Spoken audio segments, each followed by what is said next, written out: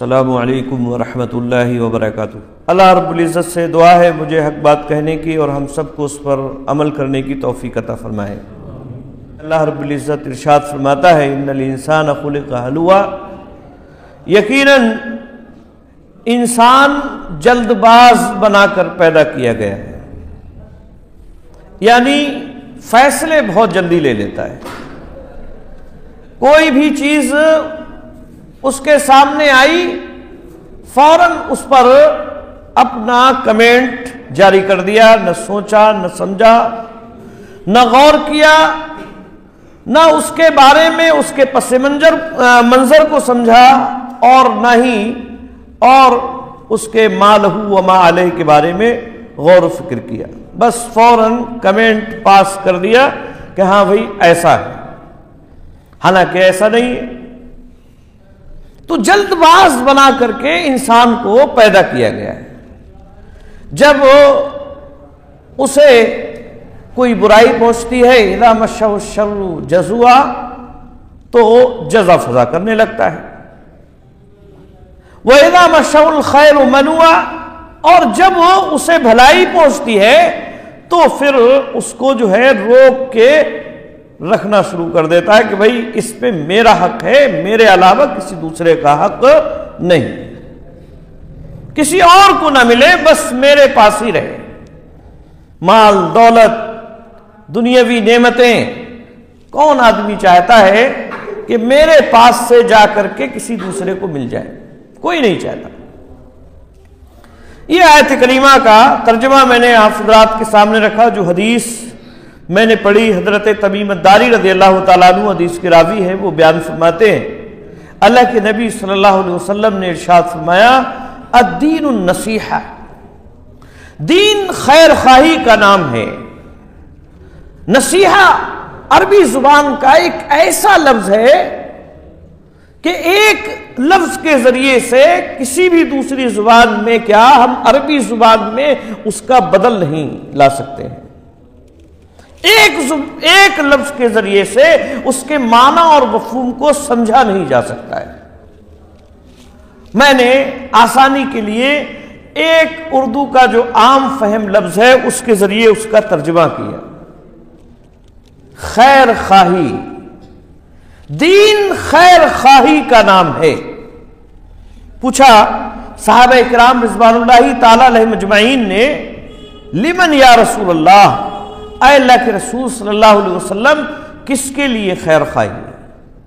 قال، آپ نے فرمایا للہ، اللہ کے لیے خیر خواہی، ولکتابہ، اس کی کتاب کے لیے یعنی قرآن مجید کے لیے خیر خواہی، ولرسولہ، اس کے رسول کے لیے خیر خواہی، ولائمۃ المسلمین، مسلمان ائمہ کے لیے خیر خواہی۔ ائمہ مسجد کے امام بھی ہو سکتے ہیں، گھر کے ذمہ دار بھی ہو سکتے ہیں، اور اسی طرح سے محلے کے ذمہ دار بھی ہو سکتے ہیں، وطن کے ذمہ دار بھی ہوتے ہیں، خلیفہ بھی ہو سکتے ہیں۔ یہ سارے جو بھی ذمہ دار ہے وہ ائمہ میں لیا جا سکتا ہے۔ جو بھی قرآن اور حدیث کے مطابق لے جا کر کے چلنے کے لیے کہے، پابند کرے کہ قرآن اور حدیث کے مطابق اپنی زندگی کو گزارو، وہ ائمہ اسلام میں، ائمہ مسلمین میں داخل ہے۔ تو ائمۃ المسلمین کے لیے خیر خواہی کا نام ہے دین، وعامتہم، اور عام مسلمانوں کے لیے خیر خواہی کا نام ہے دین۔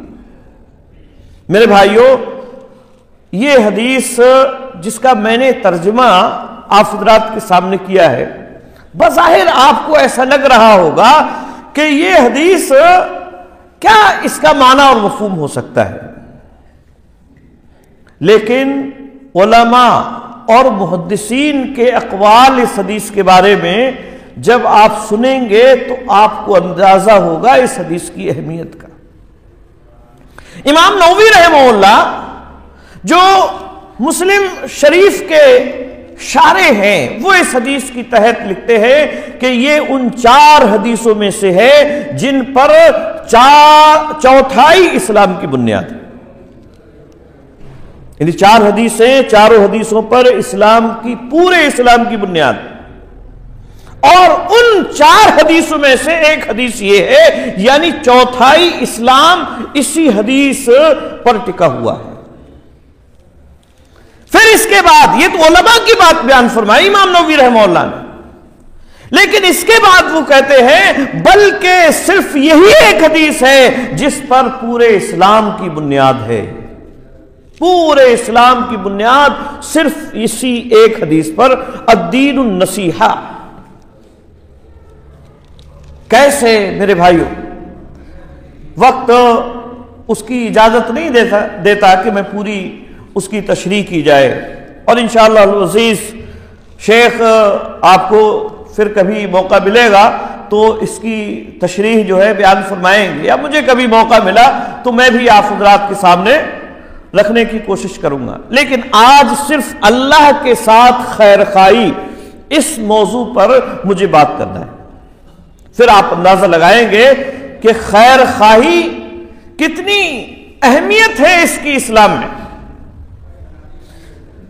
اللہ کے لیے خیر خواہی، دین خیر خواہی کا نام ہے، کس کے لیے؟ اللہ کے لیے۔ اللہ کے ساتھ خیر خواہی کا کیا مطلب ہے؟ اللہ کے ساتھ خیر خواہی کا مطلب یہ ہے کہ اس پر ایمان لایا جائے، اس کے بارے میں یہ یقین رکھا جائے کہ یہ ہمارا خالق، یہ مالک ہے، رازق ہے، ہمارے تمام امور کی تدبیریں کرنے والا ہے، یعنی اللہ ہمارا رب ہے، اسی نے ہمیں پیدا کیا ہے، وہی ہمارا مالک ہے، وہی ہمارا خالق ہے، وہی ہمارا رازق ہے، اس کے علاوہ کوئی دوسرا روزی نہیں دیتا ہے۔ شیخ نے جو حدیث عبداللہ ابن عباس رضی اللہ تعالیٰ عنہما کے حوالے سے پڑھی، اس حدیث کے آخر میں اللہ کے نبی صلی اللہ علیہ وسلم نے جو بات بیان فرمائی، میرے بھائیوں میں اس بات کی طرف توجہ آپ کی لانا چاہتا ہوں۔ اللہ کے نبی صلی اللہ علیہ وسلم نے ارشاد فرمایا، فَعَلَمْ أَنَّ الْأُمَّةَ اجْتَمَعَتْ عَلَىٰ أَن يَنْفَعُوكَ۔ یہ بات اچھی طرح سے سمجھ لو بچے، یہ بات اچھی طرح سے سمجھ لو، ساری کی ساری امت، سارے کے سارے لوگ اکٹھا ہو جائیں، کس بات پر؟ اس بات پر کہ وہ تمہیں نفع پہنچانا چاہیں، لَن يَنْفَعُوكَ، تمہیں نفع نہیں پہنچا سکتے ہیں مگر اتنا جتنا اللہ رب العزت نے لکھ دیا ہے، اس سے زیادہ تمہیں نفع نہیں مل سکتا۔ اور سارے کے سارے لوگ اکٹھا ہو جائیں کس بات پر؟ کہ تمہیں نقصان پہنچانا چاہیں، تو تمہیں نقصان نہیں پہنچا سکتے ہیں مگر اتنا جتنا اللہ رب العزت نے لکھ دیا ہے۔ قلم لکھ کر کے خشک ہو گیا ہے، روشنائی ختم، کاغذ ختم، اب کچھ نہیں ہے لکھنے کے لیے، سب کچھ پہلے سے لکھا ہوا ہے۔ اللہ نے اپنے علم کی بنیاد پر کسی کو مجبور نہیں کیا ہے، لیکن اس کو علم ہے کہ یہ ایسا کرنے والا ہے، اس نے لکھ دیا ہے سارا۔ تو جو رب ایسا ہے، جو خالق ہے، مالک ہے، رازق ہے، اس کے علاوہ کوئی دوسرا معبود نہیں ہے، اس پر ایمان لایا جائے۔ اور ایمان لانے کا مطلب کیا ہے؟ اس کی عبادت کی جائے، اس کے علاوہ کسی دوسرے کی عبادت نہیں کی جائے، کیونکہ اللہ رب العزت شرک کو پسند نہیں کرتا ہے۔ ان الشرک لظلم عظیم، یقیناً شرک بہت بڑا ظلم ہے۔ تو سب سے پہلی چیز اللہ کے ساتھ خیر خواہی میں یہ داخل ہے کہ اللہ رب العزت پر ایمان لایا جائے، اس کو رب مانا جائے، اس کو خالق مانا جائے۔ آج ہم نے خالق مانا ہے اللہ کو، زبان سے ہم یہی کہتے ہیں کہ خالق ہے اللہ رب العزت، لیکن حرام ذرائع ہم اپناتے، بینک کو ہم نے خالق مان رکھا ہے، بینک کو ہم نے رازق بنا رکھا ہے کہ بینک سے لے لیں گے، سود ہم کر رہے ہیں کاروبار، اور دوسرے کاروبار جو حرام اللہ کے نبی صلی اللہ علیہ وسلم نے بیان فرمائے وہ کاروبار ہم کر رہے ہیں۔ حلال رزق ہم نہیں کما رہے ہیں۔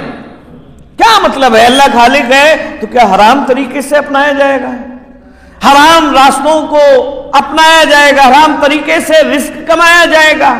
کہاں مانا ہم نے اپنے اللہ کو اپنا رازق؟ کہاں ہم نے اس کی رزاقیت کا اعتبار کیا؟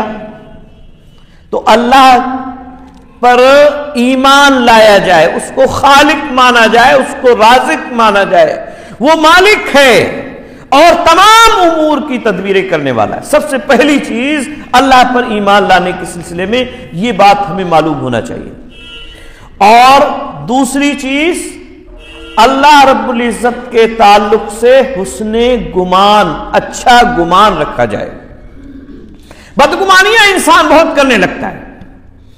سب سے پہلے ہمیں یہ سمجھ لینا چاہیے کہ اللہ رب العزت نے ہمیں کائنات کے اندر کیوں بھیجا ہے۔ بدگمانی ہماری کب دور ہوں گی؟ جب ہمیں یہ معلوم ہوگا کہ اللہ رب العزت نے ہمیں کائنات کے اندر، اس دنیا کے اندر کیوں بھیجا ہے۔ اللہ نے ہمیں کیوں بھیجا ہے؟ اللہ نے امتحان کے لیے بھیجا ہے۔ هو الذی خلق الموت والحیات لیبلوکم ایکم احسن عملا۔ وہی وہ ذات ہے جس نے موت کو پیدا کیا، جس نے زندگی کو پیدا کیا۔ کیوں؟ اس لیے تاکہ وہ جانے کہ تم میں کون ہے نیک عمل کرنے والا۔ تو یہ اچھی طرح سے ہمیں سمجھ میں آ جانا چاہیے کہ اللہ نے ہمیں امتحان کے لیے پیدا کیا ہے، کوئی اور دوسرا مقصد نہیں ہے۔ اور امتحان کس بات کا؟ آخرت میں اچھی زندگی ہمیں مل جائے، اس بات کی تیاری ہمیں کرنا ہے۔ جو آخرت کی زندگی میرے بھائیوں کیسی زندگی ہوگی؟ میرے نبی صلی اللہ علیہ وسلم نے ارشاد فرمایا کہ ایک آدمی لایا جائے گا، دنیا کے اندر ساری زندگی اس کی دکھوں میں کٹی، کبھی ایک لمحہ بھی اس کا سکھ میں نہیں گزرا، ہمیشہ دکھوں میں، تکلیفوں میں، مصیبتوں میں گرفتار رہا، رزق اور روزی کمانے کے لیے ادھر ادھر مارا مارا پھرتا رہا، بچوں کی تعلیم کی فکر اسے رہی، ساری زندگی اس نے مصیبتوں میں کاٹی، کبھی کوئی دکھ کا اس کا چولی دامن کا ساتھ رہا، سکھ کا اس نے کبھی کوئی ساتھ نہیں ہوا، اس کا کوئی لمحہ اسے سکھ کا نہیں ملا۔ ایسے آدمی کو لایا جائے گا، فرمایا اللہ کے نبی صلی اللہ علیہ وسلم نے ایک لمحے کے لیے اسے جنت میں داخل کیا جائے گا۔ کتنا لمحے؟ کتنی دیر کے لیے؟ ایک لمحے کے لیے میرے بھائیو۔ اور اس کے بعد اس سے پوچھا جائے گا، اے میرے بندے، جس نے ساری زندگی دکھوں میں کاٹی، جس نے ساری زندگی مصیبتوں میں اور تکلیفوں میں کاٹی، بیماریوں میں جس کی پوری زندگی گزر گئی ہے، تجھے اس ایک لمحے کا سکھ پانے کے بعد اپنی زندگی کا کوئی بھی دکھ یاد ہے؟ تو کہے گا اللہ مجھے تو اپنا کوئی دکھ یاد نہیں ہے، میں نے تو ساری زندگی سکھوں میں کاٹی، کبھی میرے پاس کوئی دکھ آیا ہی نہیں ہے۔ اور دوسرے طرف ایک ایسے آدمی کو لایا جائے گا جس کی زندگی لگژری ہے، اے سی میں رہنے والا، سارے سکھوں میں زندگی گزارنے والا، ہر طرح کی آسائش دنیا میں جتنی بھی ہو سکتی تھی ساری کی ساری اسے میسر تھیں۔ 100 سال کی زندگی اس نے گزاری، ایک لمحہ بھی دکھ کا اس پر نہیں آیا، کوئی بیماری نہیں آئی، کسی بھی طرح کی کوئی پریشانی نہیں آئی، کسی بھی طرح کی کوئی تکلیف نے اس کا راستہ نہیں دیکھا، اس کے گھر کسی بھی طرح کی کوئی بیماری نہیں آئی، اسے ایک لمحے کے لیے جہنم میں ڈالا جائے گا۔ جہنم میں ڈالنے کے بعد اس سے پوچھا جائے گا، اے میرے بندے کہ اس ایک لمحے کے دکھ کے بعد تجھے اپنا کوئی سکھ بھی یاد ہے؟ کہے گا مجھے اپنا کوئی سکھ یاد نہیں۔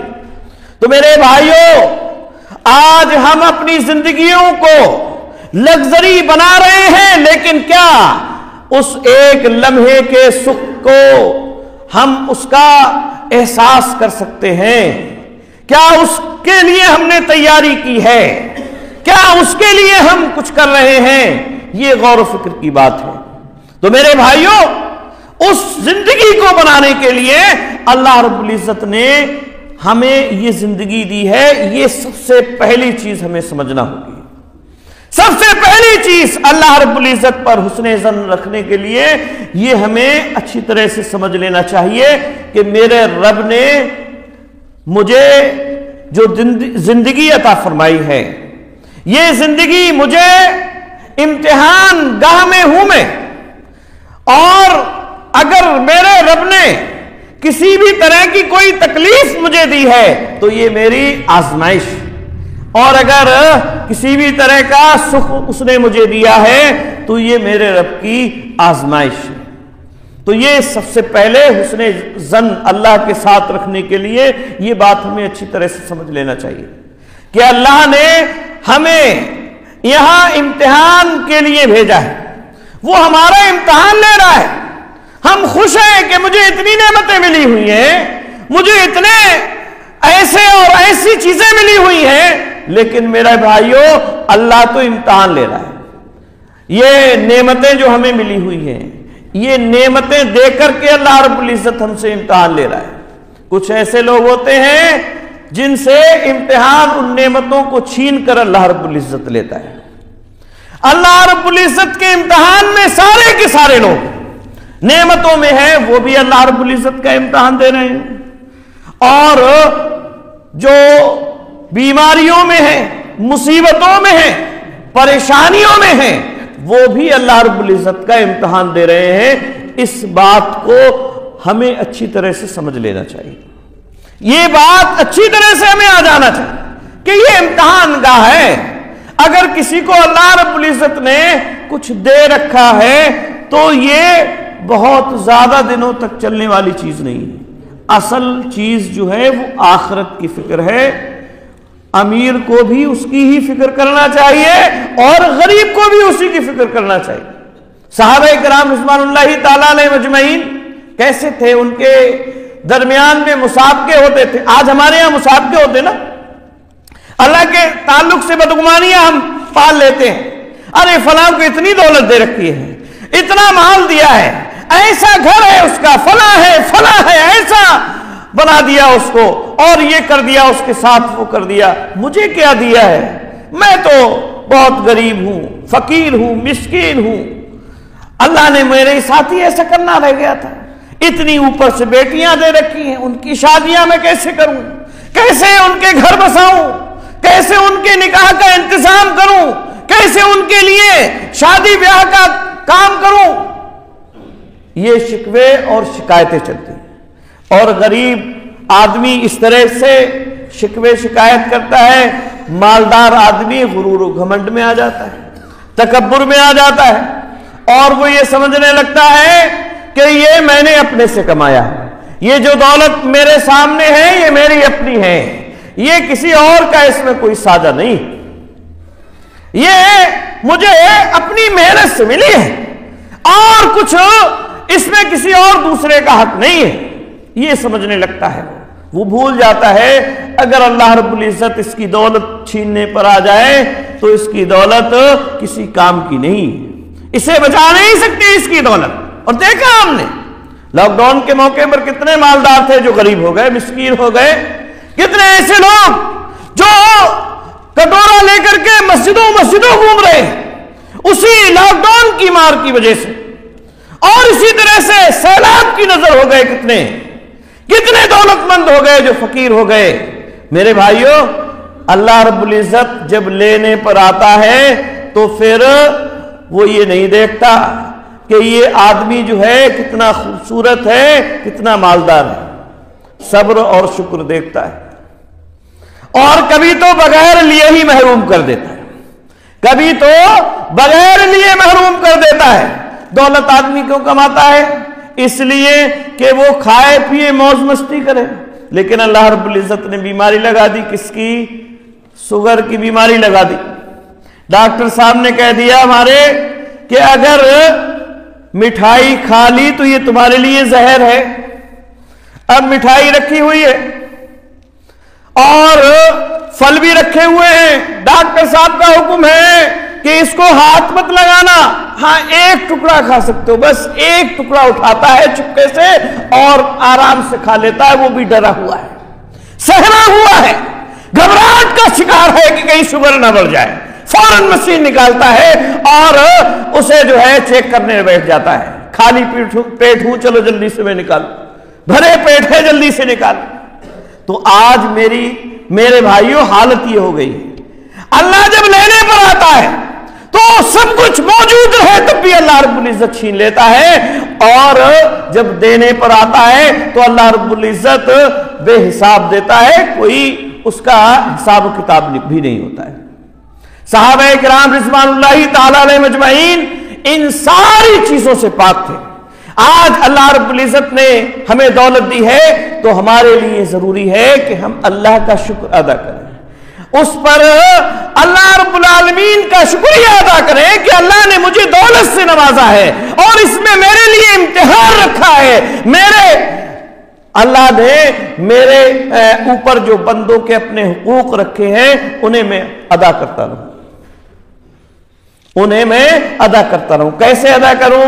دولت کو اپنے پاس نہ رکھوں، دولت کو اپنی ضرورت کے مطابق میں رکھوں، کیونکہ رزق دینے والا اللہ ہے، آج میں خرچ کروں گا تو کل کو اللہ رب العزت مجھے اور دے گا۔ حضرت عثمان غنی رضی اللہ تعالیٰ عنہ کو جانتے ہیں نا آپ؟ حضرت عثمان غنی رضی اللہ تعالیٰ عنہ نبی اکرم صلی اللہ علیہ وسلم خطبہ دے رہے ہیں، صحابہ اکرام رضوان اللہ تعالیٰ علیہ مجمعین خطبہ سن رہے ہیں، قافلہ آیا حضرت عثمان غنی رضی اللہ تعالیٰ عنہ کا، لوگ قافلے کی بھنک پا کر کے خطبہ چھوڑ کر کے بھاگنے لگے کہ پہلے میں چلا جاؤں، مجھے سامان مل جائے، قید سالی پڑی ہوئی ہے مدینہ کے اندر، کھانے پینے کے لالے پڑے ہوئے ہیں، روزی جو ہے کم پڑ گئی ہے۔ تاجر لوگ اٹھ کر کے چلے گئے، نبی اکرم صلی اللہ علیہ وسلم کے سامنے صرف 12 لوگ موجود ہیں۔ حضرت عثمان غنی رضی اللہ تعالیٰ عنہ کے پاس پہنچے تاجر لوگ، کہنے لگے عثمان رضی اللہ تعالیٰ عنہ ہمیں تھوڑا سا 1 درہم پہ یہ سامان دے دو، کہا مجھے اس سے زیادہ مل رہا ہے، 2 درہم لے لو، تاکہ مدینہ کے اندر جو غریب ہیں، مسکین ہیں، فقیر ہیں، ان کو کم داموں پر ہم جو ہے غلہ اور جو اناج وغیرہ آیا ہے شام سے اس کو ہم تقسیم کر دیں۔ کہا مجھے اس سے 2 سے زیادہ مل رہا ہے، کہا 3 لے لو، ارے اس سے بھی زیادہ مل رہا ہے، 10 لے لو، اس سے بھی زیادہ مل رہا ہے مجھے۔ تاجروں نے کہا سارے تاجر مدینہ کے تو یہاں موجود ہیں، سارے تاجر مدینہ کے یہاں موجود، پھر کون ہے جو انہیں ہم سے زیادہ دے رہا ہے؟ حضرت عثمان غنی رضی اللہ تعالیٰ عنہ نے کہا میرا رب مجھے 10 سے بھی زیادہ دے رہا ہے، میں نے مدینہ کے غریبوں اور مسکینوں کے لیے یہ سارا غلہ جو ہے فری میں تقسیم کر دیا ہے، سارے لوگوں تک جو ہے اس مال دولت کو پہنچا دیا جائے۔ تو میرے بھائیوں، یہ تھے صحابہ کرام رضوان اللہ تعالی علیہ مجمعین، ان کے مسابقے ہوتے تھے بھلائیوں میں، ان کے مسابقے ہوتے تھے نیکیوں میں، آج کی طرح سے جیسے آج ہم مسابقے کرتے ہیں نا، ہماری مائیں بہنیں بھی مسابقے کرتی ہیں اور ہم بھی مسابقے کرتے ہیں، کیسے؟ کپڑوں میں، کہہ رہے فلاں نے 3000 کا کپڑا بنایا ہے منگنی میں تو میں 4000 کا بناؤں گی، انہوں نے 5000 کا بنایا ہے میں 10,000 کا بناؤں گی، مکانوں میں 30 لاکھ لگائے ہیں اس نے اپنے مکان میں 50 لاکھ کا مکان بناؤں گا۔ ایسے ہی ولیموں میں، نکاحوں میں، جہیز میں ہمارے مسابقے اس میں ہو رہے ہیں کہ میں زیادہ سے زیادہ خرچ کروں، لیکن صحابہ کرام رضوان اللہ تعالی علیہ مجمعین کے مسابقے کس میں ہوتے تھے؟ جنگ تبوک، جیش العسرہ، اللہ کے نبی صلی اللہ علیہ وسلم نے اس کا اعلان کر دیا، مال کی تنگی کا وقت ہے، لوگ اپنا اپنا سامان لے کر کے آ جائیں۔ حضرت عمر رضی اللہ تعالیٰ عنہ بڑے خوش ہیں، آج میں حضرت ابوبکر صدیق رضی اللہ تعالیٰ عنہ سے آگے نکل جاؤں گا، میرا ہاتھ تھوڑا ٹھیک ٹھاک ہے۔ حضرت ابوبکر صدیق رضی اللہ تعالیٰ عنہ اس وقت تنگی میں ہیں، کبھی موقع نہیں ملتا ہے آگے نکلنے کا، آج مجھے موقع ملے گا، آج میں ان سے زیادہ اللہ کے نبی صلی اللہ علیہ وسلم کے دربار میں مال دولت لے کر کے جاؤں گا۔ چندہ ہو رہا ہے، حضرت عثمان غنی رضی اللہ تعالیٰ عنہ اپنا اعلان کروا رہے ہیں، اتنے اونٹ ماں ساز و سامان کے، اتنے اونٹ، فلاں آ رہے ہیں، فلاں آ رہے ہیں، ہر ایک اپنے اپنی طاقت کے مطابق جتنی اسے دولت اللہ رب العزت نے نوازی ہے اس کے مطابق وہ دے رہا ہے۔ غریب آ رہا ہے تو ایک کھجور، دو چار کھجوریں لا کر کے اس ڈھیر پر رکھ دے رہا ہے، نبی اکرم صلی اللہ علیہ وسلم اسے بڑی سزا کر کے رکھ رہے ہیں۔ آئے حضرت عمر رضی اللہ تعالیٰ عنہ، پوچھا اللہ کے نبی صلی اللہ علیہ وسلم نے، عمر کیا لے کر کے آئے ہو؟ کہا اللہ کے نبی سارے گھر کا سامان دو حصوں میں کر لیا ہے، ایک آپ کے پاس لے کر کے آیا ہوں اور دوسرا گھر والوں کی ضرورت کے لیے چھوڑ کر کے آیا ہوں۔ دیکھا حضرت ابوبکر صدیق رضی اللہ تعالیٰ عنہ بھی آ رہے ہیں، کہا ابوبکر کیا لے کر کے آئے ہو؟ کہا اللہ کے نبی صلی اللہ علیہ وسلم گھر میں جتنا تھا سارا سب کچھ لے کر کے آ گیا ہوں، گھر میں اللہ اور اس کے رسول کا نام ہے، اس کے علاوہ کچھ چھوڑ کر کے نہیں آیا ہوں۔ یہ مسابقہ ہوتا تھا، غریب اور مسکین آئے اللہ کے نبی صلی اللہ علیہ وسلم کے دربار میں، کہا اللہ کے نبی صلی اللہ علیہ وسلم یہ مالدار نمازیں پڑھتے ہیں، ہم بھی نمازیں پڑھتے ہیں، یہ روزے رکھتے ہیں، ہم بھی روزے رکھتے ہیں، اور یہ فلاں تلاوت کلام پاک کرتے ہیں، ہم بھی کرتے ہیں، لیکن یہ زکوٰۃ دیتے ہیں، ہم زکوٰۃ نہیں دے سکتے، ہمارے پاس مال نہیں ہے، یہ تو ہم سے آگے نکل گئے، ہم کیسے ان کا مقابلہ کر سکتے ہیں؟ اللہ کے نبی صلی اللہ علیہ وسلم نے فرمایا کہ تمہیں پریشان ہونے کی ضرورت نہیں ہے، میں ایک وظیفہ تمہیں بتلا رہا ہوں، وہ وظیفہ اگر تم نے کر لیا تو ان کے برابر اجر و ثواب کے مستحق تم بھی ہو جاؤ گے۔ فرمایا اللہ کے نبی صلی اللہ علیہ وسلم نے ہر نماز کے بعد یہ تسبیحات تمہیں پڑھنا ہے۔ صحابہ کرام رضوان اللہ تعالی علیہ مجمعین، غریب مسکین پڑھنے لگے، چپکے چپکے پڑھ رہے ہیں۔ دیکھا بھئی یہ بہت دیر تک بیٹھے رہتے ہیں، مالداروں نے دیکھا یہ بڑی دیر تک بیٹھے رہتے ہیں، کیا پڑھتے ہیں؟ پوچھا بھئی کیا پڑھتے ہو؟ چھپا سکتے نہیں، علم کی بات ہے، اللہ کے نبی صلی اللہ علیہ وسلم کا فرمان ہے، چھپا سکتے نہیں، بتلا دیا بیچاروں نے۔ اللہ کے نبی صلی اللہ علیہ وسلم نے ہمیں یہ پڑھنے کا حکم دیا تھا اور اس کا یہ اجر و ثواب بتلایا، وہ بھی پڑھنے لگے۔ آئے اللہ کے نبی صلی اللہ علیہ وسلم کے پاس کہ اللہ کے نبی صلی اللہ علیہ وسلم آپ نے ہمیں بتلایا تھا، اب یہ ہمارے مالدار بھائی بھی پڑھ رہے ہیں۔ کہا ذالک فضل اللہ یؤتیہ من یشاء، یہ اللہ کا فضل ہے، اللہ رب العزت جس کو چاہتا ہے عطا فرما دیتا ہے۔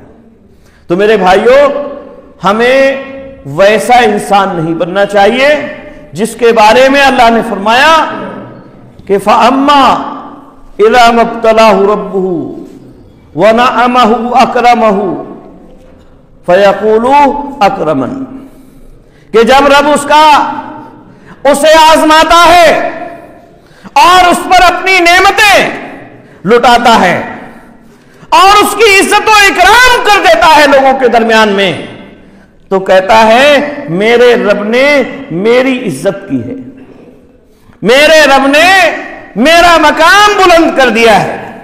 اور جب اسے رب آزماتا ہے، اس کی روزی کو تنگ کر دیتا ہے، تو کہتا ہے فَيَقُولُ رَبِّي أَهَانَنِ، تو کہتا ہے میرے رب نے میری توہین کی ہے۔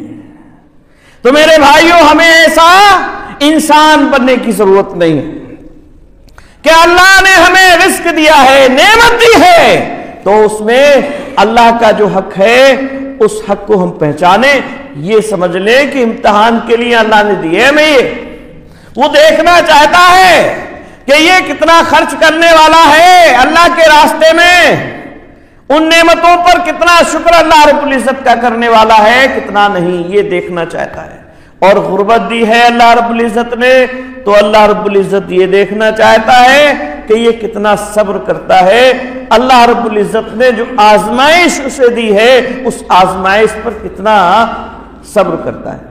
تو ایک مومن بندہ صبر اور شکر کے درمیان میں رہتا ہے، اللہ کا ہر حال میں شکریہ ادا کرتا ہے۔ تو میرے بھائیوں، ہمیں اپنے رب سے حسن ظن رکھنا چاہیے، اچھا گمان رکھنا چاہیے۔ یہ ہے اللہ رب العزت کے ساتھ خیر خواہی کا معنی اور مفہوم۔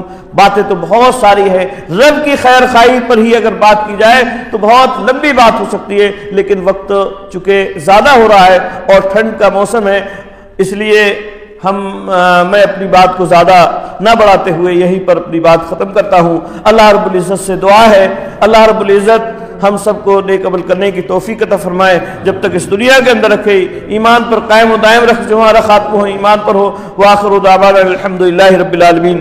ایک بات اور میں آپ حضرات کے سامنے رکھوں، اور وہ یہ کہ المعہد الاسلامی السلفی جو مشہور و معروف ادارہ ہے مغربی یو پی میں، اور یہاں کے بھی طلبہ وہاں پڑھ رہے ہیں، وہاں ابھی فی الوقت وہاں کے حالات مالی اعتبار سے اچھے نہیں ہیں، کاروباری اعتبار سے اچھے نہیں ہیں، لہذا ہنگامی صورتحال ہے ایک طرح سے، اور اس کے لیے بیچ میں کئی ایک جگہ پر بھیجا گیا ہے۔